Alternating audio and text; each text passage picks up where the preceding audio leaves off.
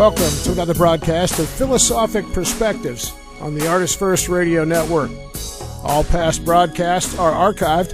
You can pick them up at ArtistFirst.com. Here he is, the smartest man on ArtistFirst Radio.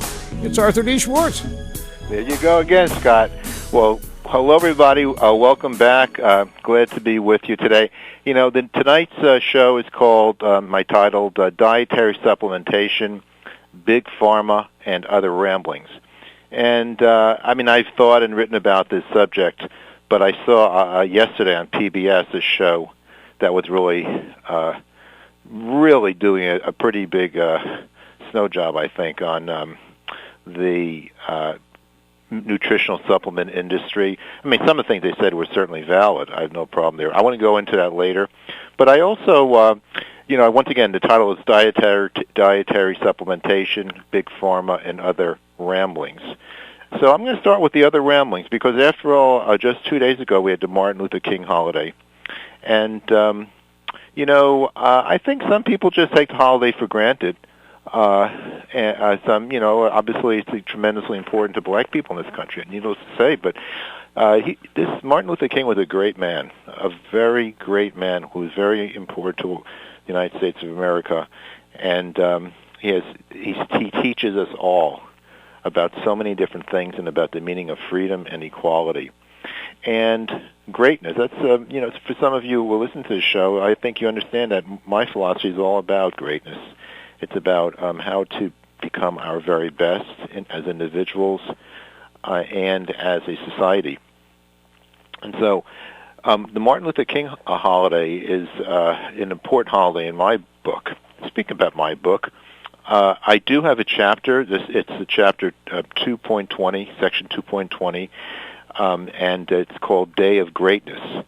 And as you'll see, in some way, it is related to the Dr. Martin Luther King holiday. And so it's a very, very short, 2-page section, and I'm going to read it because in honor of the holiday that just passed on Monday. Day of Greatness. A depoliticized society might be inspired enough to have a holiday that celebrates great achievers besides war heroes and political leaders. What an original idea. Yes, I am being facetious. I am certainly not opposed to celebrating national independence and great political leaders. But there is something troubling about the nearly exclusive emphasis of national holidays on the celebration of political leaders and war heroes.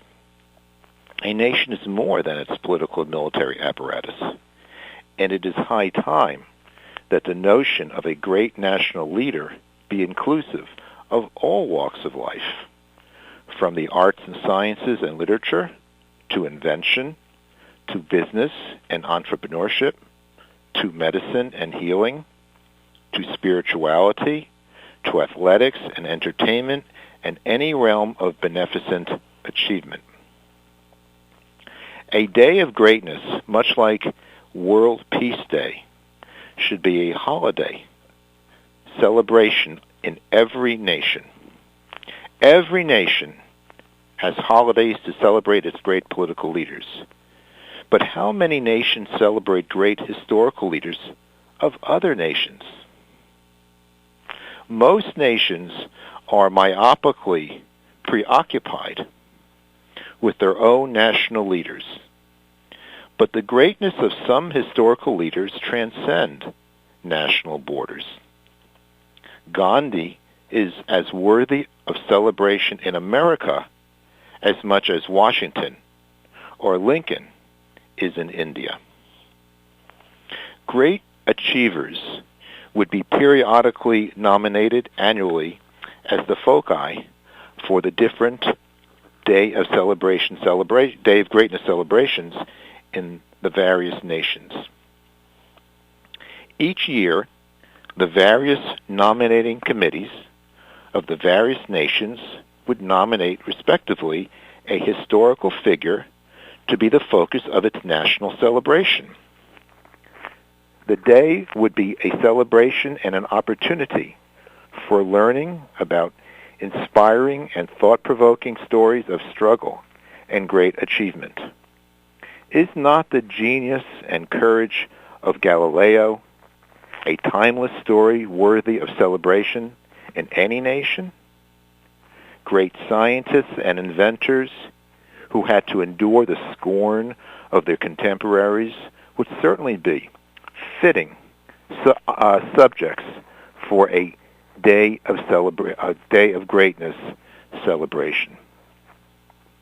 The remarkable qualities of true heroes who have often been forgotten will finally be justly told to millions. Surely a man like Nikola Tesla is worthy of this posthumous honor, and much knowledge will be transmitted in the process. A day of greatness can be an opportunity to rediscover jewels of wisdom that hitherto have been buried by history and lost humanity up to a point in time. These rediscovered jewels could be hope yet to be realized. A day of greatness would help to build a peaceful world by the embrace of national celebrations of great heroes and achievements that may be outside the host national or host nation's historical narrative, or which have not traditionally been the subject of national holidays. The common humanity of great men and women would be celebrated and embraced by the diversity of peoples and nations as their own. Indeed, true heroism is the heritage of all humanity. There is no greater example of progress than enduring peace. But it is true that winning the peace is not infrequently meant, or it has not, that winning the peace has not infrequently meant fighting wars. Honoring those who died or fought for their countrymen is certainly worthy of solemn commemoration. But where are the holidays that celebrate the heroes of peace and nonviolence? The United Nations has declared September 21st as an annual World Peace Day. Temporary ceasefires are encouraged and public events are held around the world to celebrate the day. But we must go further. Much like the proposed Day of Greatness, World Peace Day should be a national holiday in every nation and a day of thoughtful reflection on serious strategies of peace. More than pomp and parades, imagine a media day overflowing with documentaries on the quest for peace, lectures abounding in big cities and small towns, workshops for peace held at universities and between governments, and contests on creative solutions for peace. True heroes who, with creativity, genius, wit, and courage, had fought off violent conflict should be celebrated. Martin Luther King Day is an American holiday that honors a great hero of nonviolent action who tragically died a violent death. And an energized World Peace Day, celebrated throughout the nations of the world, would also further peace. A World Peace Day and a Day of Greatness would go hand in hand. World Peace Day, if taken seriously, could orchestrate cooperative and creative worldwide efforts on behalf of peace. And a Day of Greatness would honor great men and women who, in their splendid diversity of achievement, have created opportunities for peace and human flourishing. And so a Day of Greatness is something that perhaps someday can become a reality, and so that the nations of the world can have national holidays that transcend the borders of their particular nations and celebrate not only peace, of course, but greatness. The very things that are the substance of lasting peace. A day of greatness that celebrates progress so that humankind can truly flourish. And when humankind does finally flourish, there will truly be peace. And so, having said that, I'm going to change gears a little bit, as I've naturally, of course, lost my place. But I'm going to change gears a little bit and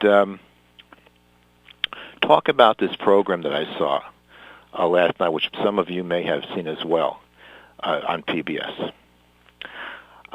The focus of the show was, this transition to greatness. I don't want to. I want to make sure that you follow.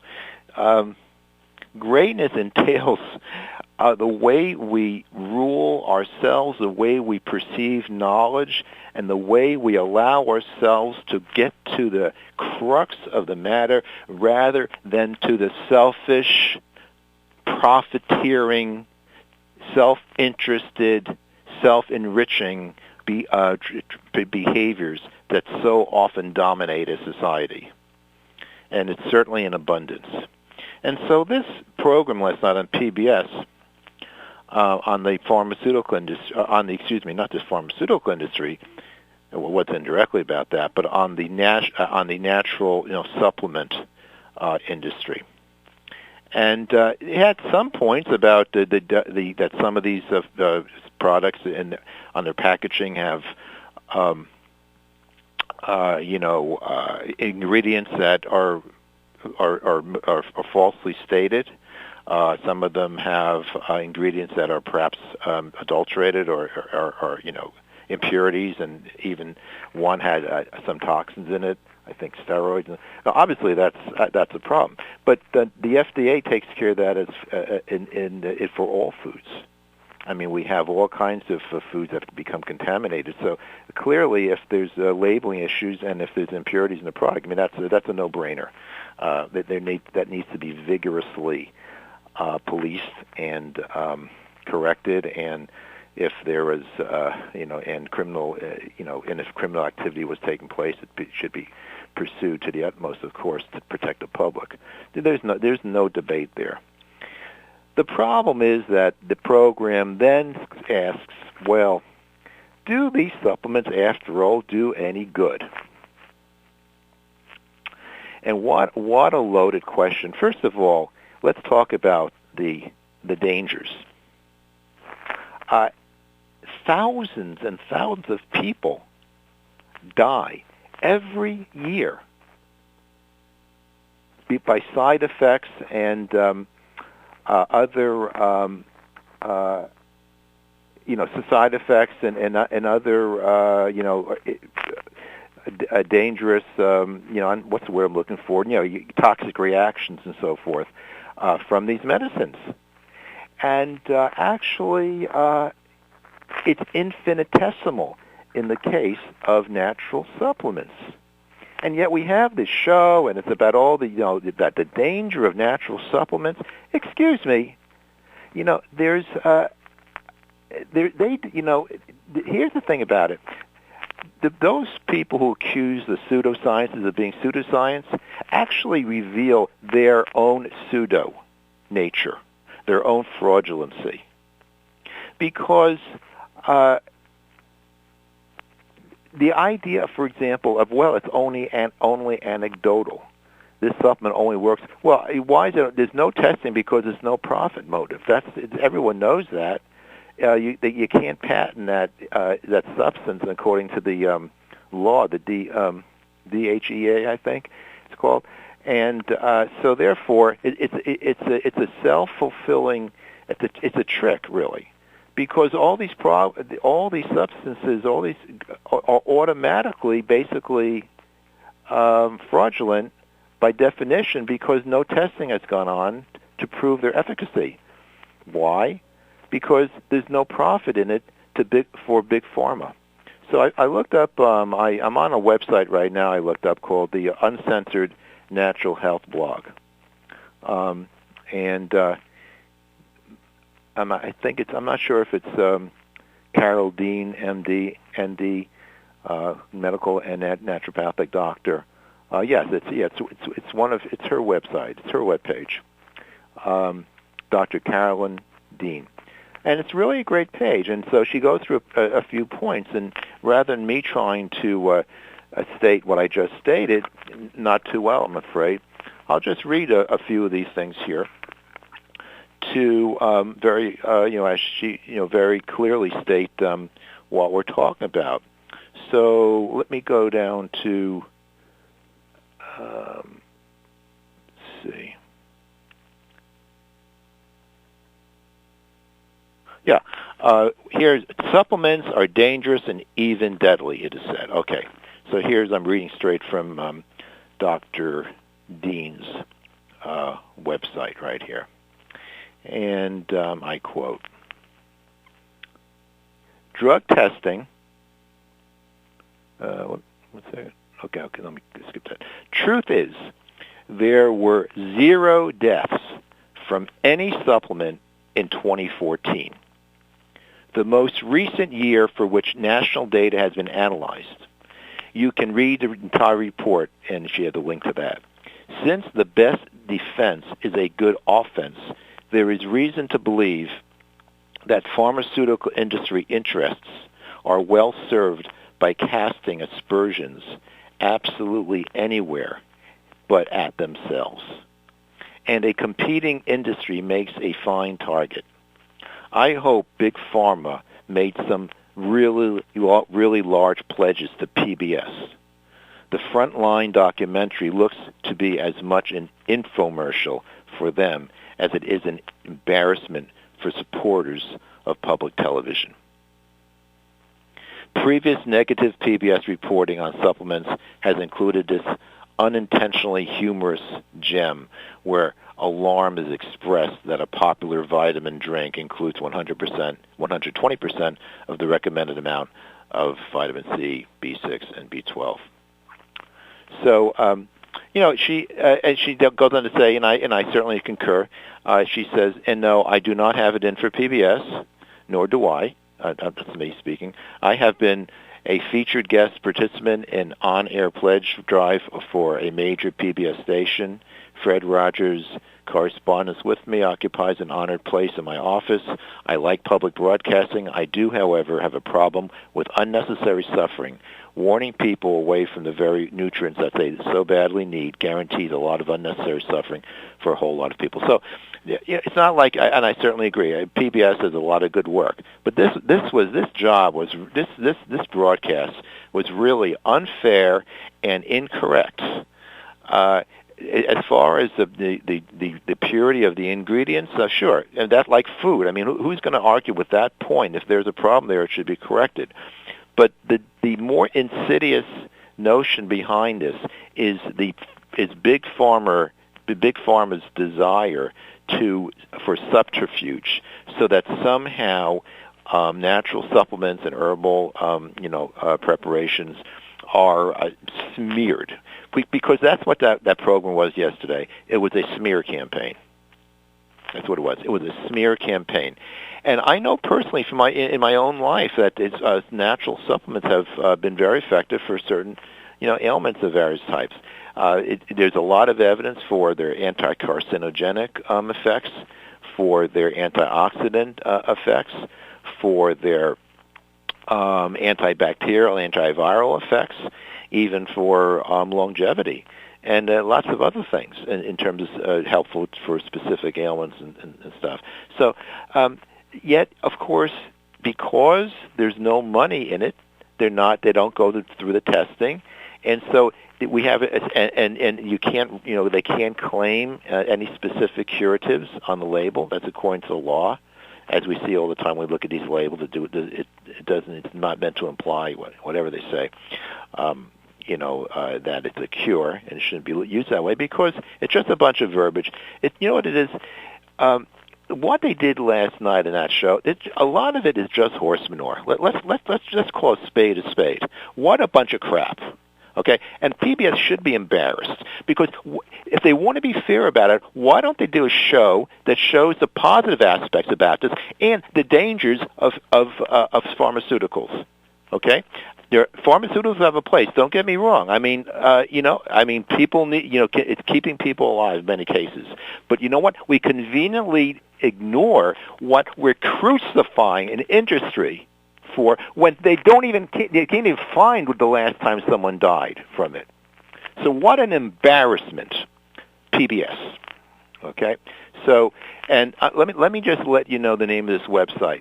It's drcarolyndean.com, and it's pretty darn good. So I hope you look at her website and read it and learn something about the nature of institutionalized bias in this country. So I started off the show, talking about Martin Luther King Day and talking about what I call a day of greatness that I believe every country in the world should have. And what does greatness really mean? Well, for me, greatness is, in large part, greatness is the ability to overcome the knee-jerk bias that becomes a cultural institution that keeps greatness down. Talk about the system that we have in this country. I mean, it's getting a little bit better since Obamacare, but we're backwards. The United States of America is, ladies and gentlemen, is way down the list in terms of life expectancy. We're not even near the top. Nowhere near it. We're like, I think, 30th or more, something like that. And yet we have these, we're the greatest country in the world. We got the greatest people, I love America too. But there's a lot of problems. And just keep on saying, we have the greatest country in the world. We got the greatest medical system in the world. We got the greatest this. We got the greatest this. Come on. Just give me a break, please. It's really nauseating. And in fact, I need to take one of my supplements right now because I'm getting nauseous. Okay, so that's my thing. I mean, I'm sure you can watch the show again on PBS and see what I'm talking about. It's really done under the guise of unpure ingredients that are dangerous. But the truth of the matter is that we have that in food. I mean, how many times do you have recalls of food that because it's been contaminated with something? I mean, we have it almost every week. And then we just, but I do love the pharmaceutical commercials, when they call, one of the side effects, death. And they have all these side effects. But somehow there's no outrage. And there shouldn't be. I'm not against pharmaceuticals, except for the fact that maybe pharmaceuticals are prescribed too much. Like maybe the whole country, half or three-quarters of the country is on psychotropic medications, and so I mean, it's ridiculous. Everyone is just taking medications like popping pills. It's overly done to the extent of let's face it, it's money. It's money. I don't know how long this can go on. How long can it go on when they just keep prescribing? Yeah, a lot of times people have to prescribe. Again, I'm not opposed to prescriptions. It's the over-prescription that's making people sick and making Big Pharma rich. That's my problem. Okay, so that's one of the. I'm going to actually take a break right now, and we're going to be back. The layout for the show today is going to be a little different. So, Scott, you can go to commercial. We'll be back in a few minutes.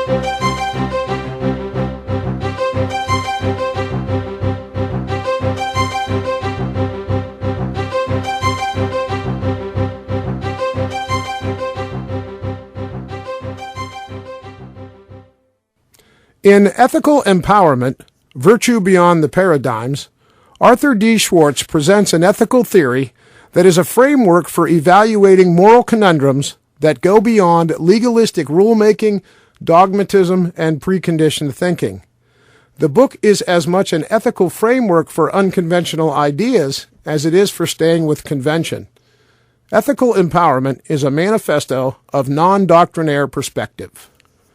Ultimately, the hypnotic thinking of ideology and dogmatism can only be overcome by returning to the true source and essence of morality, which is nothing less than universal love. Discover how the philosophically liberating approach of the ethical empowerment can be applied to the range of ethical, social, and political controversy. Read about a plan to eliminate all political parties. Entertain the possibility of an overhaul of the patent system and its replacement with a system that rewards inventors while eliminating monopolistic control of patents and technological suppression. Many other transformative ideas are discussed in the book, including issues related to the monetary system, real estate, scientific paradigms, and a rational approach to conspiracy theory. While ethical empowerment will challenge your mind to consider new perspectives, the ethical challenge is always to keep the diversity, depth, and breadth of perspective within the boundaries of love. Ethical Empowerment is available at Amazon.com and most online booksellers in both print and e-book editions. This is Arthur D. Schwartz. You know, beliefs and disbeliefs can be very powerful. Much like philosophy, hypnotism is concerned with belief. Hypnotherapy, a practical application of hypnotism, may largely be described as the practice of removing false beliefs that form mental blocks to success, to happiness, and to well-being. In my hypnotherapy and philosophical counseling practice, I combine my work in philosophy with hypnotism in order to clear mental blockages that can occur on both conscious and subconscious levels. A mental block may be conscious or subconscious and can be expressed, for example, in the form of anxiety, low self-esteem or low motivation, bad habits, tobacco habits, weight gain, low performance, and much more. If you are interested in using hypnosis and the power of the mind to overcome mental blocks and barriers that have emerged in your life, please feel free to give me a call at 617-964-4800 or visit www.integralhypnosis.com. That's INTEGRAL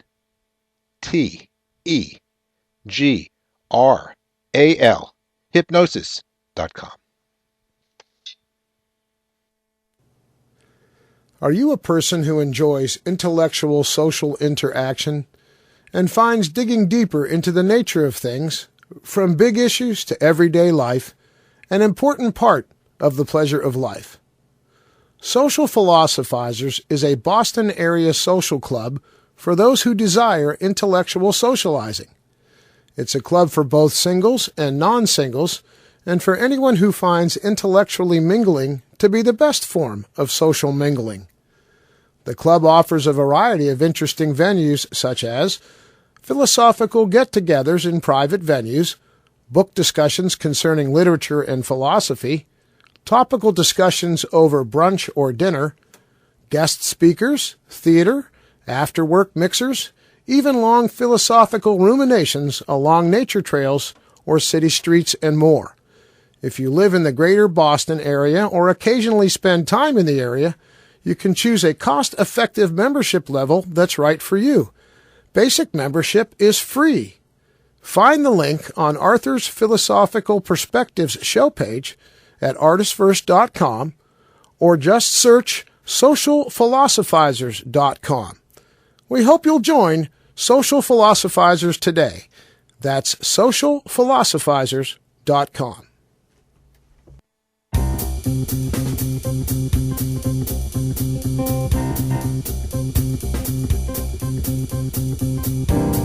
Thanks for joining us, everyone, on Philosophic Perspectives on the ArtistFirst Radio Network. Let's get back to your host, Arthur D. Schwartz. Okay, hello again, and so I'm calmed down now. But I hope I did make my point.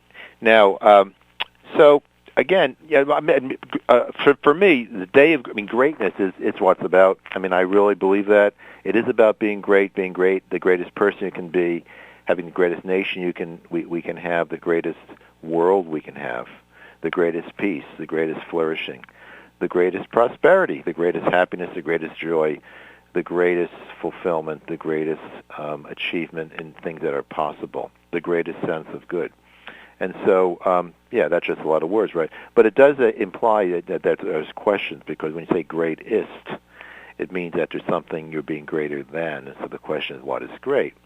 And so, of course, lots of ideas about that I've expressed before. I will again, but not for today. But the subject of greatness is a fascinating subject. I think there should be courses in school about greatness. What does it mean to be great, to become a great person, to become a great society? Having said that, my mind drifts to the current political campaign.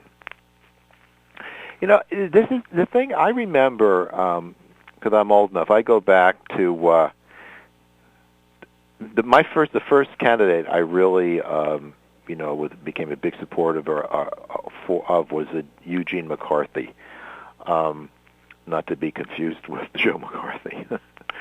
But Eugene McCarthy, if those of you who don't know, perhaps, because it's been a while, was an anti-war candidate, and he actually was instrumental in causing Lyndon Johnson to resign.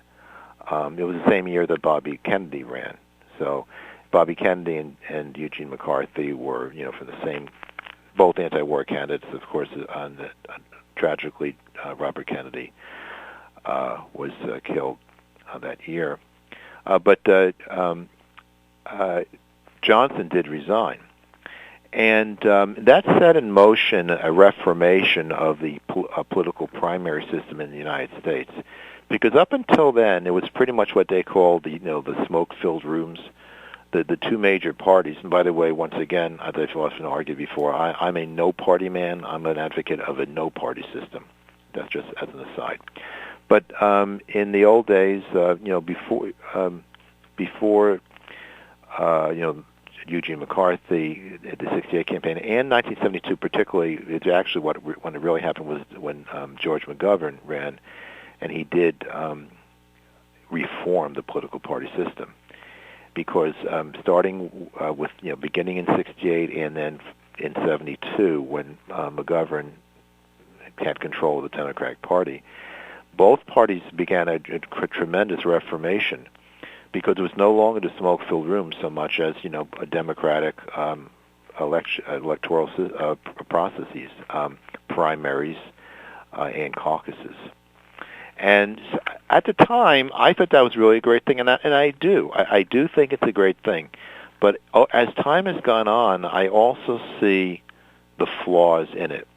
And the flaws, and so my conversation here is about greatness, and the flaws, I think, interfere with greatness. They're getting in the way. I over time, I have become less of a fan, although I definitely see a need for an open primary system, and I certainly advocate that in my no-party system that I advocate as well. But the thing is this: in this country, when you go back, we're having this incredible situation where our presidents are appallingly, by any objective criteria, underqualified. In other words, Jimmy Carter was a peanut farmer, and I believe a one-term. He was a governor for one term in Georgia, and then we have George W. Bush, who, other than being the son of a president, was decided to run for governor of Texas, and he didn't make it through. I guess I think he ran while he still was in the second term, if I'm not mistaken. But no real experience other than being a son of a Bush, one. Barack Obama. I'm sorry, he was a state senator in Illinois, and when he decided to run for president in the middle of in his second year of a 6-year Senate term. I'm not even making a statement upon how I rank these presidents, Obama, Carter, others. I don't think any of them were great, honestly. I mean, to be honest with you, I certainly voted for Barack Obama. I didn't vote for Carter. I actually voted for John Anderson, an independent candidate who was a Republican but became a liberal Republican, and then he became an independent. So the thing, this is the point I'm trying to make. Is this really what we want? Is this really what we want to see happening in our country, where we're continually now just electing people who aren't vetted? In other words, a big company, General Electric or Apple Computer, or General Motors, you name it, I can guarantee you that when they bring chairman, CEOs into the CEO of the corporation, when they bring them on, they have proven themselves. I mean, they have been vetted. They have a lot of experience, and they've, when they're successful. Now, again, they get paid too much. I'm very critical of all that, but I'm just pointing out that they rise to the top because they are battle-tested. Right now, it seems like anyone can become president, and okay, great. They only in America, but I think it's a dangerous precedent. I honestly do. One of these days we can get really burned because the people who are getting to be president don't have the experience. I mean, Obama has been an okay president. I mean, I would say rank it okay. I don't think he's a great leader. But he has certainly done some wonderful things. Just his mere election itself is an incredible accomplishment and a victory for the United States. The first black man to become president. I mean, by that in and of itself, I guess is worth it, because that precedent was one that was so badly needed. And so, I'm not sure if that's his greatest accomplishment. It might well be. I don't know. I don't think he's been a great leader, but he has done some good things. Anyway, I don't want to get off that track. The point is, the fact is, he was woefully unqualified. It's just a fact. I think 6 or 7 years in the Illinois legislature, 2 years in the Senate, and that's it. I don't think that. Now, it's a free country. You can vote for anybody you want. I'm not suggesting that you write into the Constitution requirements for president, anything other than the citizenship requirement and the age requirement. I'm not advocating that. I'm just saying that the system is working towards that end. I'm not advocating the smoke-filled room. So I really don't know what I'm advocating exactly, except that I'm advocating that we encourage the electorate to value experience in the field that the candidate is running for. So, public service doesn't have to necessarily be political office, elected officials, but public service, I would say. And you know what? I don't believe in absolutes. I don't believe in absolute categories. If it's okay once in a while, if someone comes along and he's new and he catches the country by storm, and he wins, that's okay. I mean, I'm not really absolutely against it. What I'm really frightened by is the fact that it's happening like all the time. It seems. I think that's a problem. There's something endemically wrong with the concept of now. It just seems like the more unknown you are, the better off you are. Well, anyway, I don't really know the solution to it, except for I will say one thing, because what I think the electorate could be educated to think a little bit differently about these things. So, one thing I really can't stand is these trite, and you hear this, I think, more on the Democratic side, I think, but of this sort of knee-jerk, just trivial thing. Oh, everyone should vote. They've actually, I know there's been put out proposals to make it mandatory for everyone to vote. That is a guarantee to the end of the United States of America. That guarantees the absolute most stupidity possible to enter into the. We demand that we need a majority of the voters to be completely stupid. Because listen, why do you want to force someone to vote who admittedly knows nothing about what's going on? This is the kind of mentality that drives me crazy. Let me tell you something. I admit I do not pay much attention, generally speaking, to local politics. So I don't vote. Why should I vote? What am I going to do when I walk into the booth? How do I pick the candidates? By the name that I like? The name that's, the most appealing to me? Or, I don't get it. I don't get it. If you're ignorant, why spread the ignorance around? Why don't accept the fact, know thyself? No, you haven't been paying attention to the candidates. You haven't been paying attention to the issues, so don't vote. It's as simple as that. It's freedom. The idea that you have to vote is so dangerous because you are guaranteeing mediocrity. You are promoting the decline of your civilization, ladies and gentlemen. And I am not exaggerating. Vote if you pay attention and you study the candidates and the issues. If you don't, please stay at home.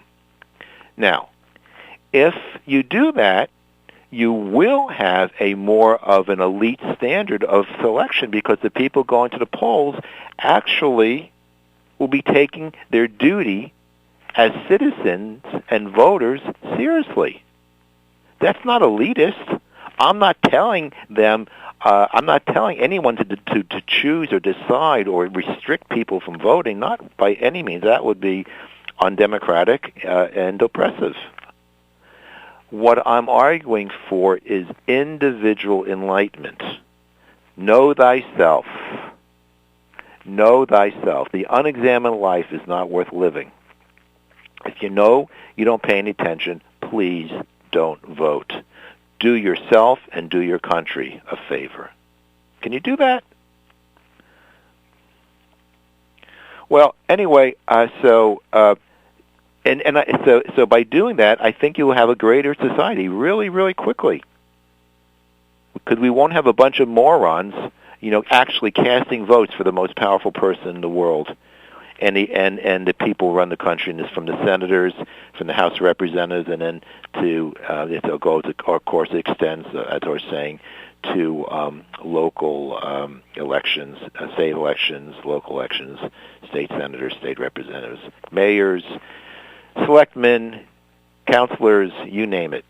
If you don't follow the election, you don't follow the issues, please don't vote. Now, having said that, I want to talk about the presidential election we're having right now. You know what? Donald Trump, the Donald. He never bothered me. I consider myself an independent. I definitely do lean Democratic. But I've voted for Republican governor in Massachusetts many times. I don't. I already said I voted for John Anderson, an ex-Republican. He was an independent back when he ran against. Who did he? Well, that was the election of '72. Nixon. Yeah, that was the '72 election. The second one. I think I got that straight. Yeah, that was the '72 election. And so the thing about Trump, though, this guy, I mean, he other than his hair, I mean, I think there should be a constitutional amendment that anyone who has hair like Trump should not be allowed to vote to run for president. It's just we can't have a president with hair like that. Okay, I'm kidding. I think. What is that thing? What is it? I mean, what is that stuff on his head? Really? I mean, I'm just curious. What is that? He must spend a lot of time in front of the mirror. Okay, it's been a long day, but you know what? I'm being Trump-like in my insults. I can insult Trump because he insults everybody else. See, that's the point. I'm no fan of Carly. I forget her name. Carly. I'll give the former chairman of Hewlett-Packard, and I guess she hasn't been doing too well. I mean, Trump seems to be running well with it now on the Republican side. But he insulted her appearance. I mean, come on. Someone he's running. He's the leading candidate for the Republican nomination. He wants to be president of the United States, and he's making fun of someone's appearance. I mean, what has this country come to? It's becoming a farce. I mean, it's just when I heard that. Again, I don't care for the candidates. Actually, it really. I would be amazed if a Republican gets elected because the field, I think, is generally so weak. Really, but who knows? But the thing is, he's acting like an immature imbecile, and I'm not exaggerating. I can't. He's made fun of. I'm forgetting. I mean, that's with Carly. That's the one that sticks out in my mind. But I think he's made fun of just about everybody else. He's made fun of a woman, a female reporter, right, from Fox. I remember that one. And it's happened so many times. I'm forgetting all the people that he insulted, and those insults just disqualify. I mean, when I say disqualify, I mean to say, in the minds of the voter. I'm not, really recommending laws. What acceptable behavior can be. Of course, that would be moronic to do that. I'm not doing that. What I'm suggesting when I say standards, ladies and gentlemen, standards of intelligence that you abide by. This guy is unfit to be president. As simple as that. Now, on the Democratic side, it is getting really, really interesting. Listen, I have to admit, the last time around, I supported Hillary Clinton. I do today. I was strongly supported her last time around, and I was not particularly a fan of the then Senator Barack Obama. I did end up voting for Barack Obama because I didn't like the people that he ran against. But now with Hillary, I mean, I'm a little bit concerned. She always seemed to get in trouble. She always seemed to be stepping, putting her, creating problems for herself. But now this Bernie Sanders, by the way, he's not an unknown. He's been in the Congress for a long time. Many people may not know that, but going back to my earlier points, Bernie has been around for a long time as a representative and now senator of Vermont. He's been in the Congress for many, many, many years. I can't believe that a socialist actually is getting as far as he is. I saw something, I think yesterday, that in New Hampshire he jumped way ahead of the polls. Of course, he's in neighboring Vermont, so you have to take that into account. I mean, New Hampshire and Vermont are right next to each other, so. But still, I mean, I think he jumped in one poll ahead of Hillary by 60 to 35% or something like that. Way, way ahead. I mean, it was just jumped, and and the thing is, he's coming across very genuine. He's making a lot of good points. He wants to break up the banks, which I absolutely, totally agree with. I just saw the film, the Big Short. Great film, really excellent film about the economic catastrophe that we had starting in 08. And So, I mean, I call myself a progressive libertarian. I mean, I'm against the income tax. Bernie wants to really raise the income tax. I told you I have a theory of real estate where that should be the source of financing. I'm not going to go into that now. It's all in my book, Ethical Empowerment, Virtue Beyond the Paradigms. You can get on Amazon and other booksellers. And I go into that point, into that proposal. But the thing is, I'm not sure. I might vote for Bernie. I haven't made up my mind. He seems like a really great guy. I don't agree with everything he says, but his kind of, the idea of a socialist candidate, in a socialist president, which he can only go so far. Don't forget. I mean, you can't do things without the Congress. He can't raise taxes like he wants to raise it without the Congress. So people have to, one of the great things about America is its constitution and its system of checks and balances. But the change that he would make, you have to really think about. I mean, I think I'm close to leaning towards voting for him. I didn't really think that was going to be the case. I mean, I really like Hillary, but unlike a lot of people, it does. I really loved Bill Clinton, but yeah, I have to confess, I have the qualms like everybody else. And no, it has nothing to do with Monica Lewinsky. I have no problem with that. Not that I'm endorsing that behavior, but no. But the things, some of the stuff going on, I have to think. It gives me a few questions, but no, I'm a Clinton supporter, but I'm not really sure. I'm going to give serious consideration to, Bernie Sanders. I just have to think about it. I'm probably going to still vote for Clinton. She probably is going to be the next president, but I'm not sure. And I think that Bernie Sanders' rise is actually a good thing. I think it's a good thing for the country because he's raising questions and he's making proposals that need to be made.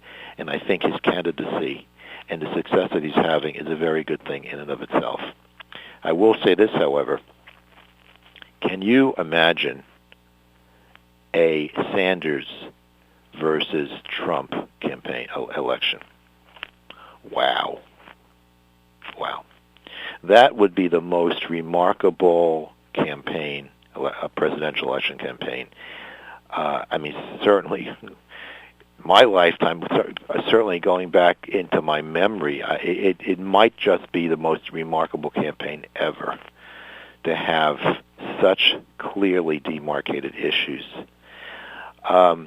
It's I was saying earlier to friends and family that the reason I don't want Bernie Sanders nominated is because it would be the only possibility for Trump to get actually elected because of the knee-jerk, resistance and antipathy to a socialist. But that might be changing because I think Americans, maybe more than ideology, care about the quality and the character of the person. I really do. That's one of the beautiful things about Americans. I think they are really genuine in that way. And I think a Sanders versus Trump campaign would be as much as a contrast in ideology, might say, philosophy. It'll be even a stronger contrast in terms of the character of those individuals. So that is my. I think that's going to wrap it up. But before you do, Scott, just hold on a second. I got to get my paperwork in front of me. But so I just want to summarize. Today was about greatness, and I think that's so important. I advocate a day of greatness, like I read my short section of my book, about celebrating in all the countries of the world great men and women from all walks of life without respect to their national origin. Because I think the nations of the world need to celebrate great people, regardless of where they were born. And that would be a step in the right direction. That would be a step towards world greatness. when we begin to transcend our national borders and recognize officially the greatness that comes from every quarter of this planet. And so I think that's going to do it for this evening. I appreciate it. I appreciate my listeners, and thank you for your time. So this will conclude tonight's broadcast. For links to my book, Ethical Empowerment, my philosophical counseling and hypnotherapy practice, and the Social Philosophizers Club, please visit arthurdschwartz.com. And this is Arthur D. Schwartz reminding you to live well and think deeply. Until next time, good night, everybody.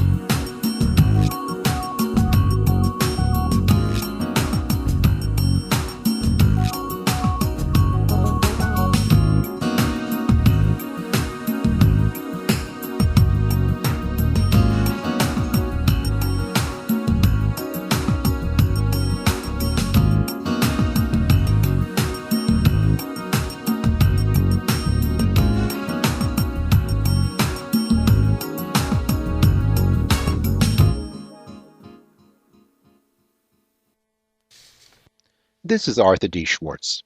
You know, beliefs and disbeliefs can be very powerful. Much like philosophy, hypnotism is concerned with belief.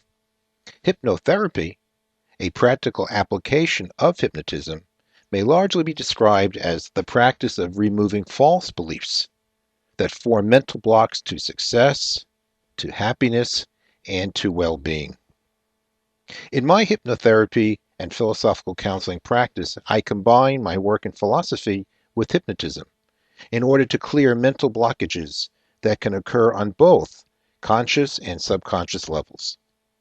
A mental block may be conscious or subconscious and can be expressed, for example, in the form of anxiety, low self-esteem or low motivation, bad habits, tobacco habits, weight gain, low performance, and much more. If you are interested in using hypnosis and the power of the mind to overcome mental blocks and barriers that have emerged in your life, please feel free to give me a call at 617-964-4800 or visit www.integralhypnosis.com. That's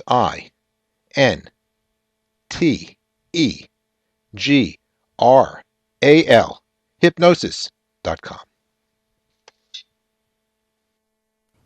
In Ethical Empowerment, Virtue Beyond the Paradigms, Arthur D. Schwartz presents an ethical theory that is a framework for evaluating moral conundrums that go beyond legalistic rulemaking, dogmatism, and preconditioned thinking.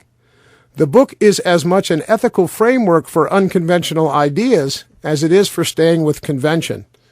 Ethical Empowerment is a manifesto of non-doctrinaire perspective. Ultimately, the hypnotic thinking of ideology and dogmatism can only be overcome by returning to the true source and essence of morality, which is nothing less than universal love. Discover how the philosophically liberating approach of the ethical empowerment can be applied to the range of ethical, social, and political controversy.